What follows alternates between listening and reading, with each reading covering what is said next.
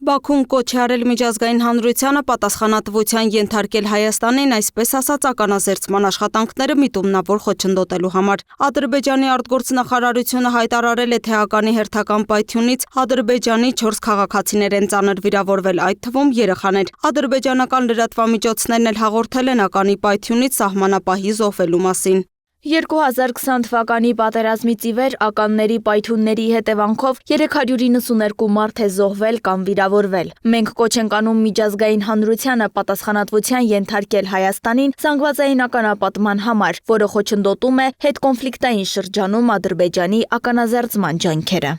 Բաքվի արտգործնախարարության ներկայացուցիչը նախորդ շաբաթ ևս հայտարարել էր, թե իբրև Հայաստանի տրամադրած ականապատ տարածքների քարտեզների ճշգրտությունը կազմել է 25%, միաժամանակ Երևանից պահանջելով ճշգրիտ քարտեզներ։ Այս հայտարարությանը հաջորդել էր նույն պահանջով Ադրբեջանի խորհրդարանի կոչը միջազգային հանրությանը։ Պաշտոնական Երևանն էլ արձագանքել էր նշելով, ավելի լավ որակի քարտեզներ պարզապես չկան, Հայաստանն ինչ քարտեզ եւ տեղեկություն ունեցել է, արդեն իսկ փոխանցել է Բաքվին։ Ավելին, Հայաստանը շարունակում է առաջարկել միջազգային փորձագետների հետ ստուգել դրանց անճշտության հավանականությունը, ինչին իհարկե հասկանալի պատճառներով Ադրբեջանն այդպես էլ չի արձագանքում։ Չնայած Հայաստանի եւ Ադրբեջանի միջև խաղաղության պայմանագիրը ստորագրելու վերաբերյալ միջազգային հանրության հորդորներին եւ ակնկալիքներին, միևնույն է Ադրբեջանն իր ձեռքում եղած ամեն հնարավոր գործիք օգտագործում է Հայաստանն աշխարհին ագրեսոր երկիր ներկայացնելու համար։ Դա նրա անփոփոխ ձեռագիրն է։ Քարտեզների թեման անտեղին շրջանառելուն զուգընթաց Բաքվում վերջին շրջանում սկսել են անկանոն կրակոցներ արձակել սահմանին եւ Հայաստանին մեղադրել հրադադարն իբրև պարբերաբար խախտելու համար։ Արձագանքելով վերջին շրջանում ադրբեջանական կրակոցների մասին Սյունիքից եկող ահազանգերին, Հայաստանի պաշտպանության նախարարությունը հայտնել է, որ դրանք արձանագրվում են սահմանակցի երկայնքով, երբեմն անկանոն եւ ոչ թիրախային։ Ռազմական գերատեսչությունը միևնույն ժամանակ ընդգծում է հրադադարի ինտենսիվ, էական կամ այլ կերպ ասած նպատակային կամ թիրախային խախտումների դեպքում հանդես են գալիս պաշտոնական հաղորդագրություններով։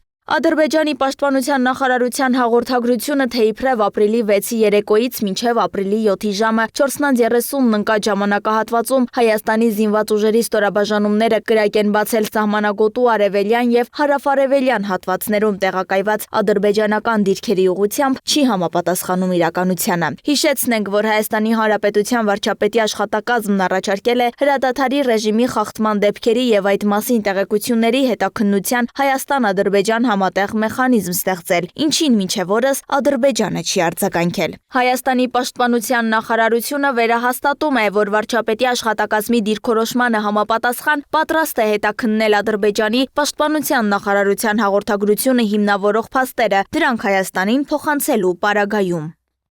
Պաշտոնական Երևանը բազմիցս հերքել եւ հերքում է հրադադարը խախտելու Բաքվի բոլոր պնդումները, դրանք համարելով իրականությանը չհամապատասխանող։ Լուսինե Գրիգորյան, Free News, Ազատ լուրեր։